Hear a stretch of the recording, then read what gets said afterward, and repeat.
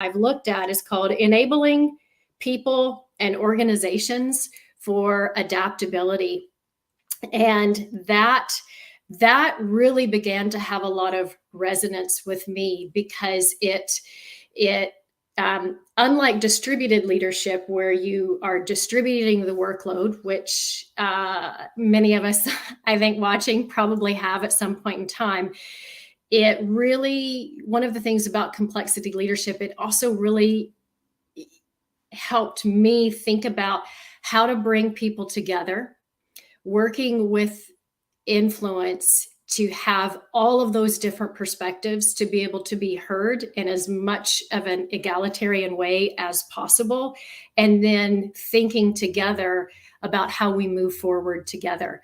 Because it as I continued to lead and think about complexity leadership, it was really like, you have this circumstance or you have this situation, and when you open up that dialogue with the cluster of folks around you to actually share, and you see just how many different perspectives of the same situation emerge. And what I also liked about that was it really helped kind of define, what is the problem? What is the actual issue? How do we pull back the layers and figure out the root?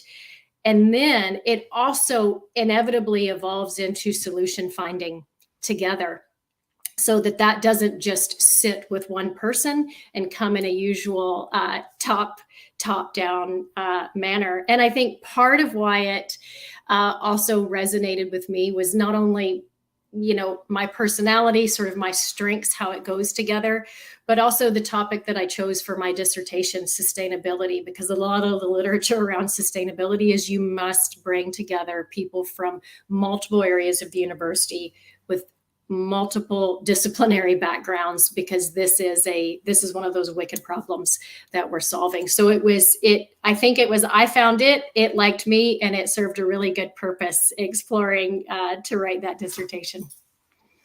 No, excellent. No, and we're going to stop for 1 second to let everyone know. Right now, we're filming for the first time for AK Live on Facebook, Twitter, and YouTube all at the same time. So if you have those social media outlets and you want to use those, connect with us, do so.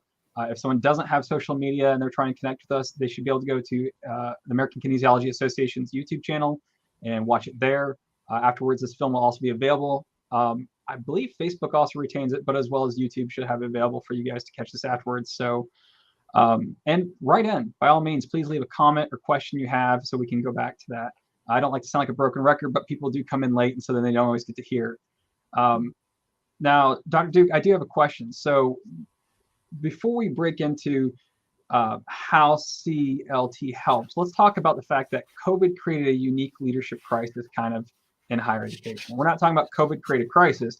It created a leadership crisis that became very apparent, at least from my understanding talking with individuals, that we had a lot of people who knew how to manage. We didn't have a lot of people who knew how to lead. It's too much different concepts when you reach into a crisis that wasn't just about management, but also leadership. Do you mind kind of expanding on, I guess, the differences between the two briefly before we talked about your use of CLT during that time period? Mm-hmm. Sure.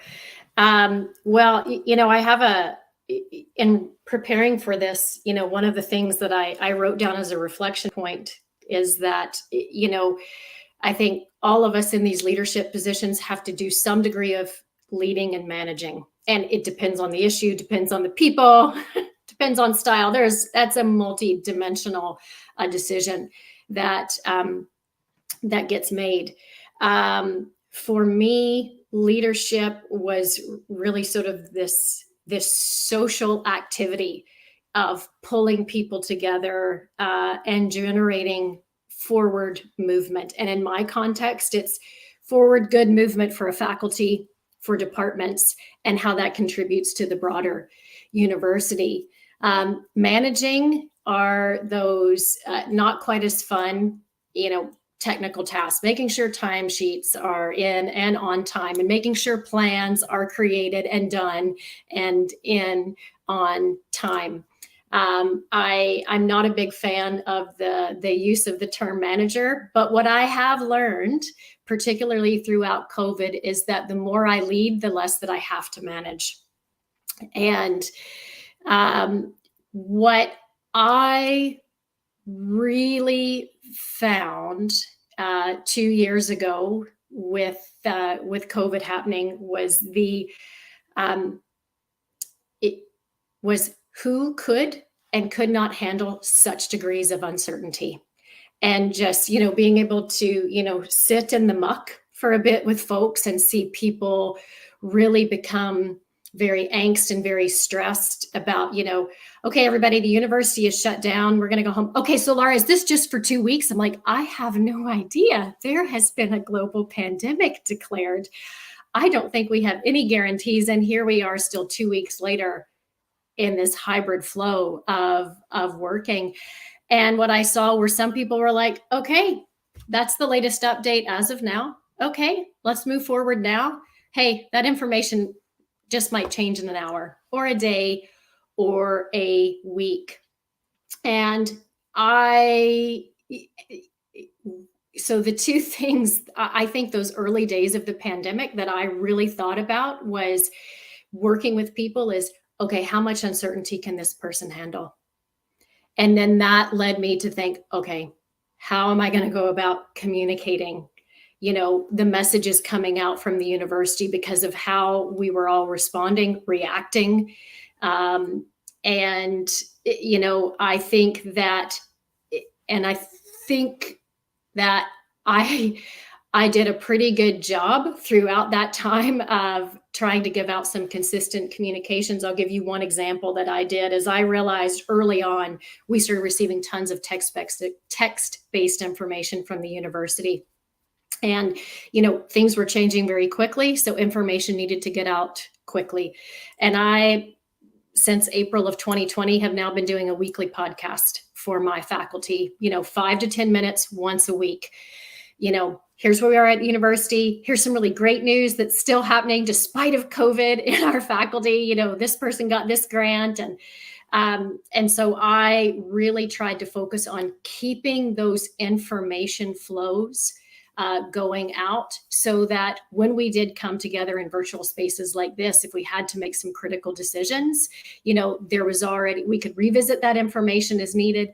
Has it changed? And then, okay, how do we move forward and adapt based on what is happening with this COVID, particularly when the message came down, there is going to be budget cuts, folks. You're not going to have as much operating as last year, and really being transparent and open and reassuring, because a lot of people needed that, particularly in the early stages of COVID.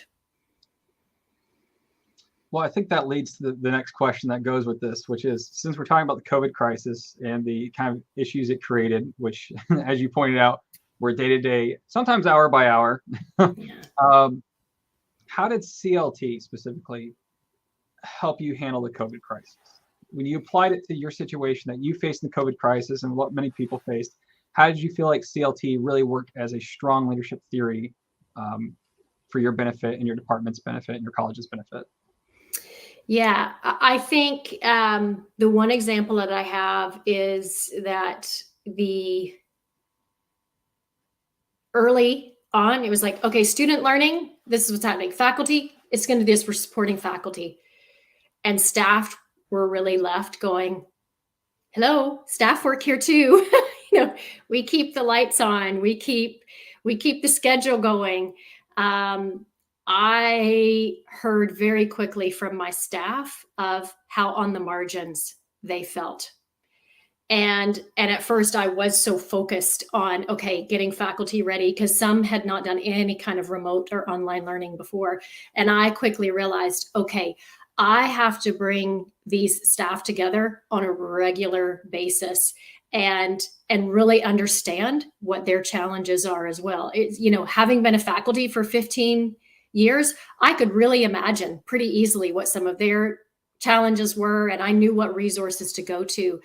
But with the staff, I didn't know what all of their challenges were. I didn't know until till they were sort of at that stress point and, feeling like they had really kind of been forgotten by the university. And it was when they came together, I got that information flow from them about what was really going on. And I said, okay, now we need to find some, we need to find some better ways of you all being able to work. And I mean, some of them didn't even have laptops, so they had to come to campus, but yet we were being told to work remotely. So it allowed me also in my position, because one of the things that's really key in the theory of complexity leadership is that high performers, we tend to position ourselves as brokers between these different networks. So I was having to go out to IT, who was already slammed with work. And, but I didn't know that I needed to go out to IT until I gave my collective staff that space to say, these are the real issues that we are following. And then I had to then go out and be that broker to the different areas around the network, around the university, to then make sure that their needs could be met. And I would say also the other thing about what complexity leadership can help with is that one of the tenets I think that's really important is that, and I'll just give you all a little definition so you understand it. And I love this from the UBN and ARENA article, is they said, complexity and complicated are not the same thing. A jumbo jet is complicated because it's got all these parts and all these things, and they must work together, but they don't change each other. Mayonnaise is complicated because once those parts of the egg and the oil and the vinegar interact and mix together, they're not going to go back to their constituent parts. And so mayonnaise is the complexity. And so what COVID really showed us is we're not going back to the way that it was before. We are actually not a jumbo jet. There is too much interconnectivity, interaction among the people, the parts, the technology that has now emerged is to think about, let's go back to the way it was. It's not going to happen. It is forever changed and it has forever morphed. And so that is a change that's hard for our university and college bureaucratic hierarchical structures to handle. So being able to navigate with your people and broker up or down the chain as you need to has been the real lessons of complexity leadership that I've drawn on and pulled out, going, okay, we're working in mayonnaise here, but I still got to be a Ferrari and get stuff done and take care of my people. No, I like the analogy. It's the whole complex of once you've mixed it all back together, you can't go backwards, right? So yeah. Absolutely. I think that leads to the kind of topic that we move into. So we've talked about COVID because I think COVID was a great introduction to where we have leadership crises and why some leadership theories may have sounded great on paper or during an interview, but don't really apply sometimes in crisis motivation, which could be a whole separate topic of when should you be more eclectic, right? But I think that's where we move into the next question of, okay, well, great for COVID. Sure, that was extreme. But how does CLT really work when we talk about the different issues that are commonly faced by administrators? Like when we talk about being a chair, being a dean, being provost, how does it apply to the day-to-day issues that you typically face?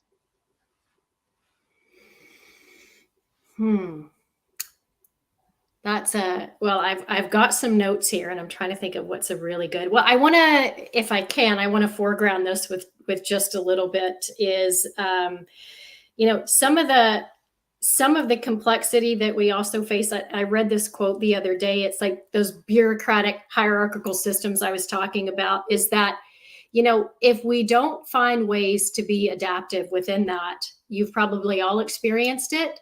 Then there's the backdoor channel, feral systems that get created of let's just do this backroom deal and this is how this is going to get done. And it's things from office space to who's teaching in a semester or who's not. And with that, I'll just, for the audience, I'll give y'all some context. We're a undergraduate institution, so a very heavy teaching load and heavy teaching focus at our institution. I think that the other thing in terms of my day-to-day our context at Capilano is we have a new strategic plan, 2 years old, and a new academic plan, a year old. And what's really exciting about that is it starts to create lots of energy and enthusiasm. People get the idea, oh yeah, I've already been doing some of what's in the plan. Great, keep doing that great work. But it also opens up for new ideas to be able to come alive. And you all are probably all familiar with the folks that have said, oh, I've got this great new idea. Yeah, we tried that 10 years ago, it doesn't work. and it's just like, okay, great, we are at a different moment in time, and maybe there's some new folks around the block at the university, so it might just be time to see if we could lift up this idea again. And one of the things that I can share most recently that I've been working on is in Canada, we tend to land on the term work integrated learning as our large umbrella term for co-op, practicum, co-curricular activities, applied research, particularly I'm thinking undergraduate student research. So WIL, great acronym that we use for work integrated learning. So I'm now working to build out a collab space for work integrated learning at the university. So we've had pockets of excellence in the School of Tourism Management, which is in my faculty. And it's actually been really interesting to see some schools around the university say, well, this is our stuff related to WIL. I don't want to quite share it yet because it's been quite decentralized. And as we look to bring this collab that I'm working to lead more centralized and more pan-institutional, so we can uplift these type of WIL experiences for our students, our faculty, and our external partners, it's been a really interesting space to navigate of how we build this out to continue support the pockets of excellence that have been there for a while, but to also share that information. And, okay, it's not just your employer list, so we exhaust our community partners, but it's what are the best practices in work integrated learning, and how do we get faculty engaged and students engaged in that work. So we've just embarked on some of that. And, hopefully in about a year's time, I'd be able to come back to a webinar and say, here are all the great metrics. We've got this many additional placements for students, this many additional partners, and this many additional faculty members who are embedding work integrated learning in their courses, in addition to all the co-op and practicum specific courses that we have. I know one of the biggest issues we have, so we talked a little bit about some of the issues that you face, but let's be honest. Probably the most complex thing in higher ed is usually leading faculty. And I preface that because the reality is we've had this conversation, and I know several people at the AK, we've had this conversation. Leading faculty itself becomes a complicated issue, as been pointed out in many of the leadership books, because the fact is they don't have to have buy-in to support you. They don't have to stand in opposition to you, but they also don't have to support you as you try to lead through complex issues or times. In fact, reserving themselves back, it's a lot easier if you make a mistake, because then they can point out the mistake that was made. But that creates that, and we're not talking it from an internal sense of why should you do something. It's just there's not a lot of incentive, right? The stick's not that big for, say, tenure faculty or senior faculty. And there's not a lot of buy-in for the positive support, because the leaps and bounds that you can grow are only going to be so much in one given time period. And so I guess basically when we talk about CLT, how does it work when dealing with faculty as a whole? And I know I have slides. I don't know when you want to put those up, but I have those available too for when you want. Yeah, sure. I think that I would say that CLT comes in as a second set of potential actions to what I would typically do first, which is that really relational approach. And I've always, even when I was chair, one of the first things that I made sure that I did as chair was kind of understand what motivated each and every individual faculty member. And I had about 20 in my former role. It's like, what motivates them? so so who do I know to shoulder tap at this point in time? And then that's when I start to enact. And this is, if you want to pull up that slide number 2 now, Dan, I can talk through kind of the overlevel model just a little bit. Is, everybody wants to hear their idea heard. So, and if you're looking at this going, okay, Laura, this looks very businessy, very kind of corporate-y, organizationally, I can't necessarily disagree with you in terms of entrepreneurial, adaptive, and the operational system. So let me explain this a little bit, maybe use some higher ed specific thoughts to get you thinking about. Think about those ideas, that innovation, that spark.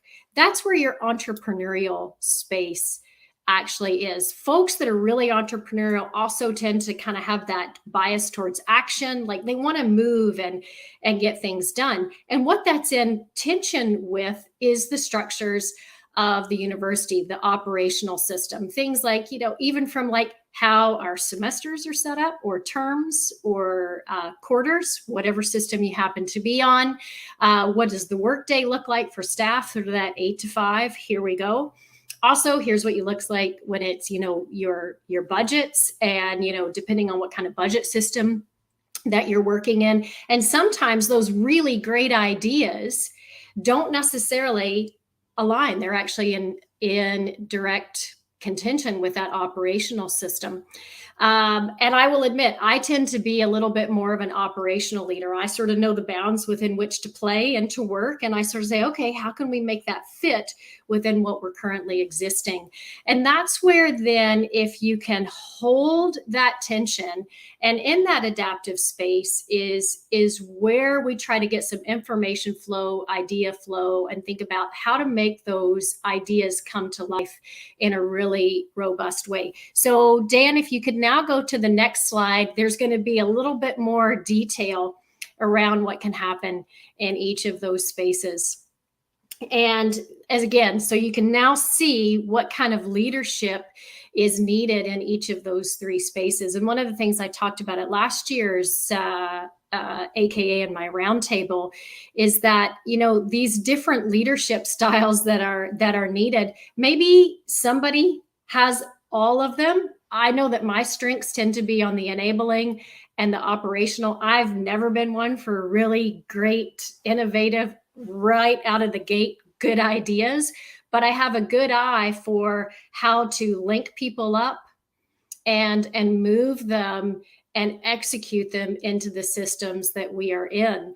And so this emergence, let's go back to our mayonnaise example. That emergence is kind of what becomes of our mayonnaise, is that we sort of take these unique ideas, we start to interact them and work together, and then what emerges from that is something new and different. So if I go back to the Work Integrated Learning Hub that I've been working on and leading, is like, we had this idea, we then had to link up different staff and faculties from across the university and really sort of work through who's going to be sharing the resources, how much is going to be shared, so that we can now execute this pan-institutional unit that gives support to everyone. And the idea behind it being a pan-institutional unit is it actually is going to create more of an equitable playing field for all faculty who want to get involved in the work integrated learning. So it's not just housed in a couple of areas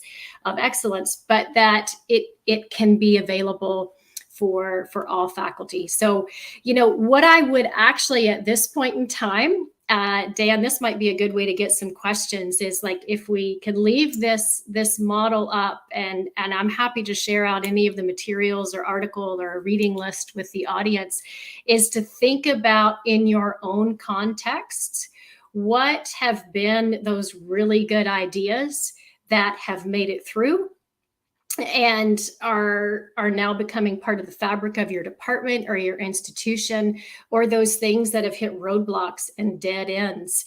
And, is this maybe a model that you could look at? How do we broker in that adaptive space with enabling leadership, in a different ways to see if they could actually get legs and become executed and operationalized at the university.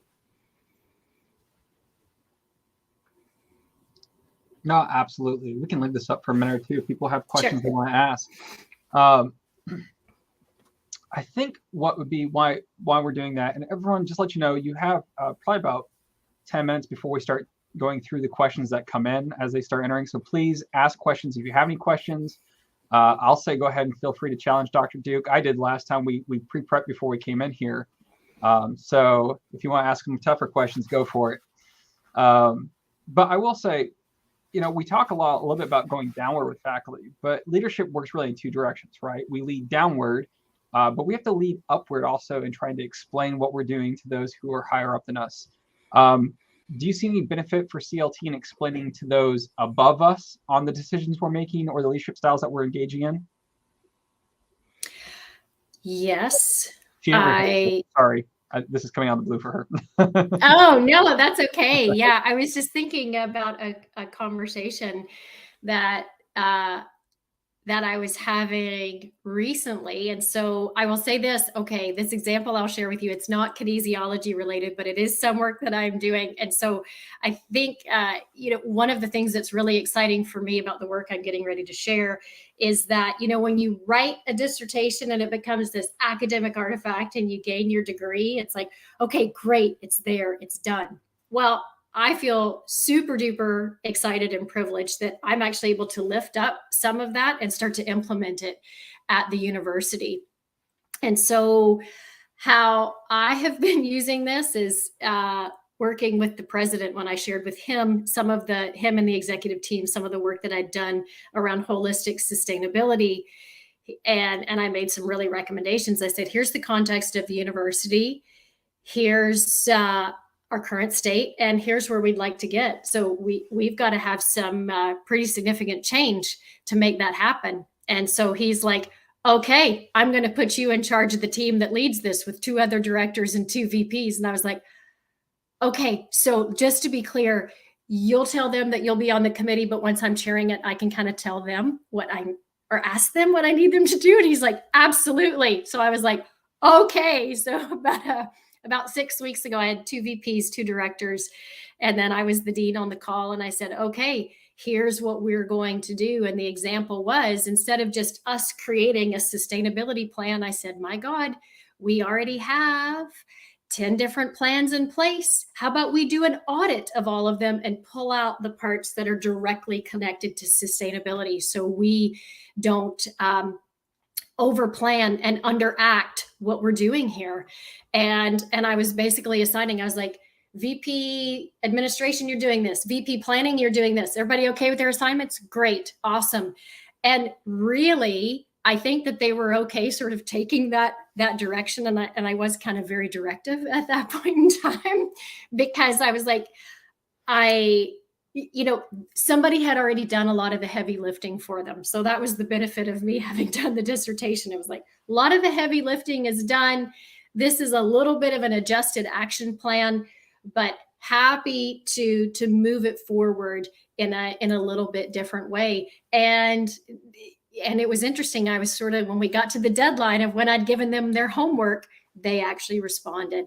And they got it done. And so we're continuing to move forward with that audit. And a number of us are taking some webinars later this week to start to look at doing STARS, the STARS for the university. And if folks aren't familiar with that, it's the Sustainability Tracking, Rating, and Assessment System for universities. I'm sure many of your all's universities have already completed STARS. No, excellent. Thank you. I pretty much, I think we've answered most of the questions that we had prepped for to cover. I think the fact is if people want to continue writing in questions and so forth, go ahead. I did have a question written in. I'm trying to get to post right now and I can't get to post, but I can read the question so you can answer it. We did have a question come in, and I guess the short version is what is the I guess what's being asked is what is the most appropriate answer to the leadership question, I guess, when you're sitting in an interview process. But if I was going to word that, I think it's one of those questions, Dr. Duke, what do you think people should respond to when they sit in that chair and they get asked that question? So you want to be our dean. What's your leadership theory that you follow along with?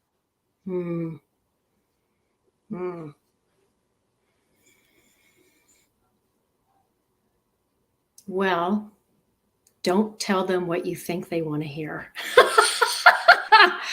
I would suggest that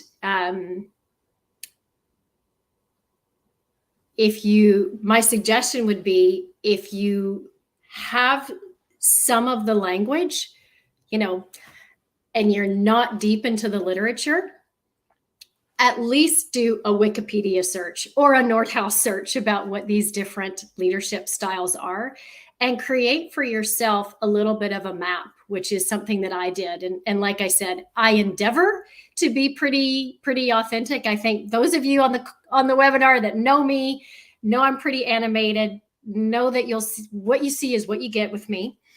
And so I try to be authentic.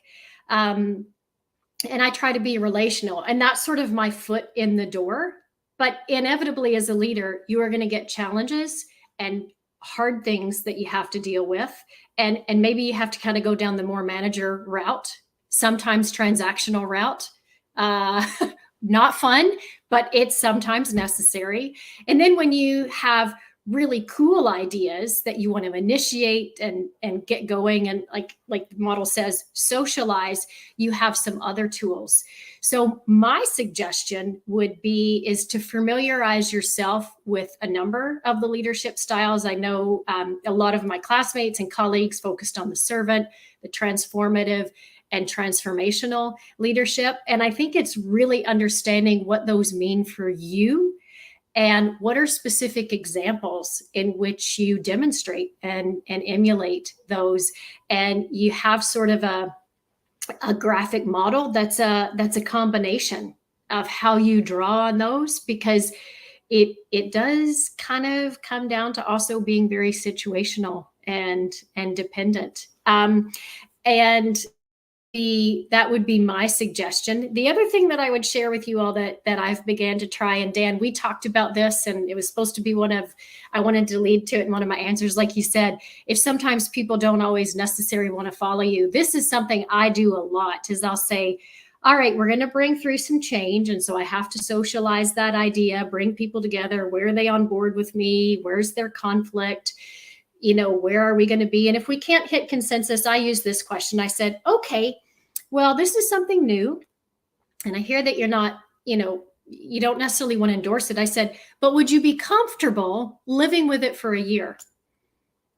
And then they kind of stop, and I say, we can live with it for a year, whether it's a committee terms of reference or an approach to how we're structuring something, because I restructured my faculty when I came in terms of committees. And I said, let's just live with this for a year. And at the end of the year, we'll get everybody's input and see how this worked. And I have found in just using that approach, it just sort of sets people at ease a little bit. And then at the end of that year, I stick to my commitment and I go through a plan, do, study, act. Like, we've planned this out. We've now lived it a year. We get the feedback and we revise as needed. And all of our committee structure, or all of our faculty structures, after 1 year, we revised them a little bit so that it was more appropriate for how we'd actually lived it that year. And I love our director of finance. She's like, we got to test drive this for a little bit and see if it's working. And it's like, yeah. So my question is, are you comfortable test driving it for a year? And I'm really open to any input that you have, because even if it's negative input, the contentious resistors out there, having them on board for at least a year might be less painful than contentiousness for a long time.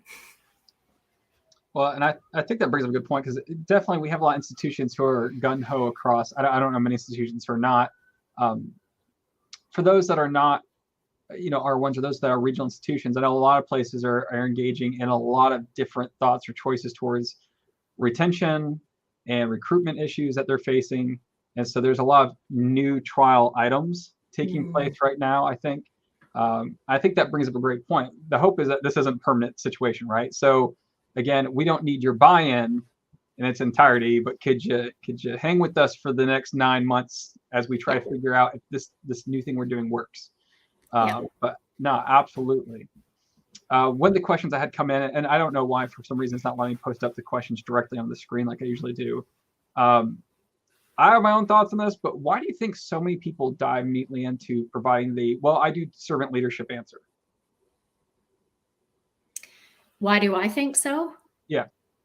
I think it's certainly values based and really focused, and that's where, like earlier when I said my values based approach comes in my relational approach with my leadership, usually as a first step in, and then a second one.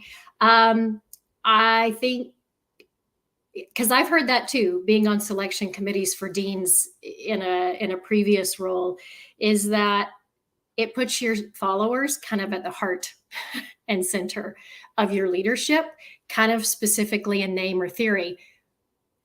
But does someone actually practice it in that way? I think a lot of people do, but I don't know that everyone, I don't know that everyone does, that would say, oh, I practice servant leadership.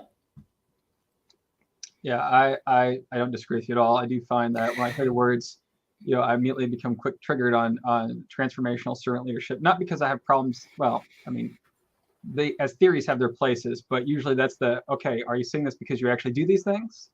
Are you saying these because you're trying to placate the person who's asking the question, which is usually the easiest? Why put you first? But that does raise another question in higher ed that we have to ask. Again, leading above and below, that answers the question to the faculty who may be interviewing you. Does that really answer the question? Is that what someone above you, a provost, might hear if you're being interviewed for as a dean position as well? Yeah, absolutely. And it is a, chair. What's the term that I've read? You're the first among equals. And, what's the authority really associated with that? And, for the deans on the call, I know there's a few of us in AKA, it is a pretty tight sandwich position at the university in terms of, working with your faculty. And because of my role and our institution size, our staff as well, quite closely. And, but you still are working to ensure that the priorities and the strategy set out by the president, and particularly the VP academic provost, have set out for you. So it is,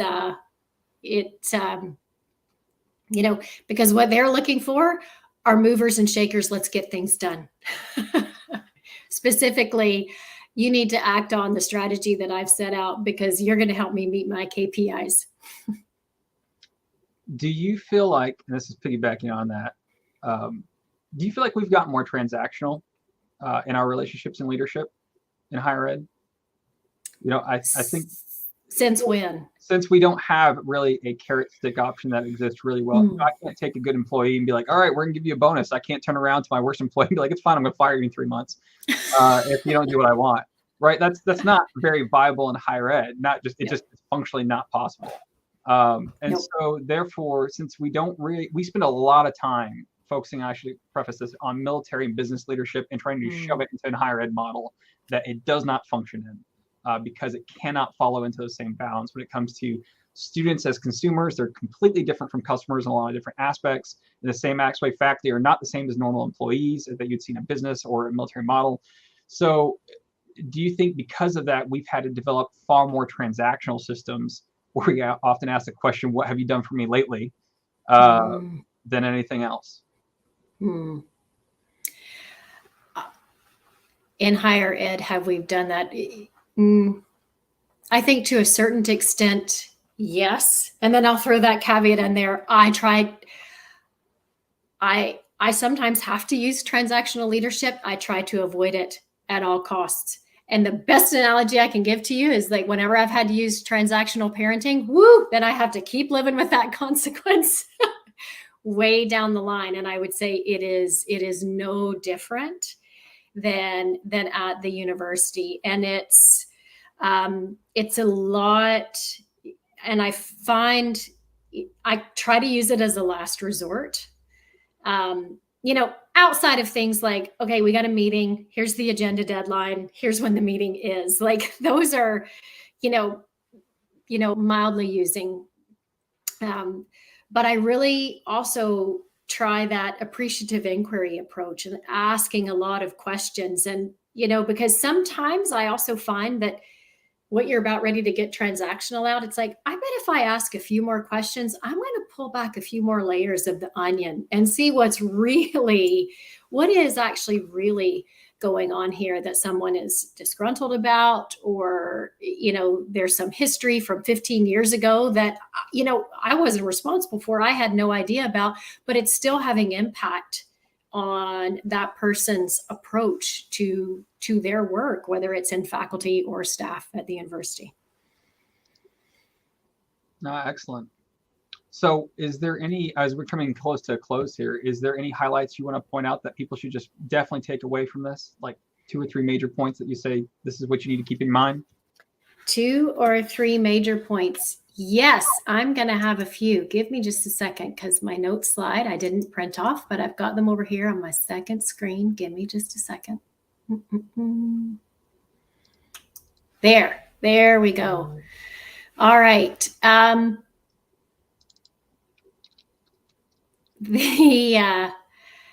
think the one thing that I really try to do is also not be scared of making a mistake, is just, trying it. And that's what I've done a lot in that enabling space is that, higher ed is not particularly agile. But 2 years ago, we all demonstrated how quickly we can change when we needed to. And we're still negotiating, that change and that, and I would call it's an ever evolving flavor of mayonnaise in the complexity. Maybe we've got a little bit of paprika thrown in now, or a little bit of spice thrown in there. So I would really say, don't be nervous about, making a mistake and thinking that you need to get it right, because it's, I think particularly in the enabling leadership, you're shifting from trying to just manage outcomes to really bring people together and sort of crowdsource their ideas. And the more you can, involve them, you'll be able to move away, I think, from that term buy-in, because the more people feel involved, the more they feel like they belong and that their ideas are heard. And also really try to understand and coach with them, the literacy about the operations at your institutions, because maybe it's really possible, or maybe it's not, or maybe it's a small moving of the needle, and just really trying something a little bit different, so that, like I said, moving away from that transactional, because I almost think like the transactional leadership is sort of in the managing pace, because I do find the more I lead, the less that I have to manage. That's excellent points. I do appreciate it. Thank you so much, Dr. Duke. I want to thank everyone for sending their questions. And if you guys have, we're going to do 2 things real quick. The first is, if you guys have any topics you want us to cover in these webinars or the next year or 2, by all means, send me an email with a topic that you'd find interesting. This is one that came out of our AK workshop, as we kind of ran out of time to dig deeper into theories and specific theories and how they play a role. Additionally, we do have an upcoming webinar as well in about a week, and that is the April 5th at 2 o'clock Eastern. Again, we'll have a topic from Dr. Jenny O and Dr. Kanai Haneshi from Representation and Lived Experiences in Asians in Kinesiology, and pretty much discussing the lived experience of those of Asian descent as they apply in higher ed, and specifically the issues that face those in working in kinesiology. as that continues part of our DEI topics as well. But again, thank you everyone for participating. Dr. Duke, thank you so much for coming on our request. I know it put a lot of extra pressure on you. There are a few other questions I hadn't asked before and some of the ones that we had come in. Additionally, just want to point out that we actually will be providing a reading list. I do have one available that Dr. Duke has put together on leadership theories. So if you're interested in different leadership theories or books on theories, she did an amazing job putting together this list that you may not be able to read in the screen, which is fine, but I'm passing along to be sent out by AKA so you can pursue other books. Several of these on here I've had. This is kind of how we started our conversation at AKA, was discussing books and theories and their foundations and when their applications are best. But that is everything. And I want to thank you guys so much for supporting us. Definitely look for us again on April 5th for our next one. And we should have 2 or 3 more coming out before the end of the semester. So thank you, everyone. Have a good day. Thanks so much.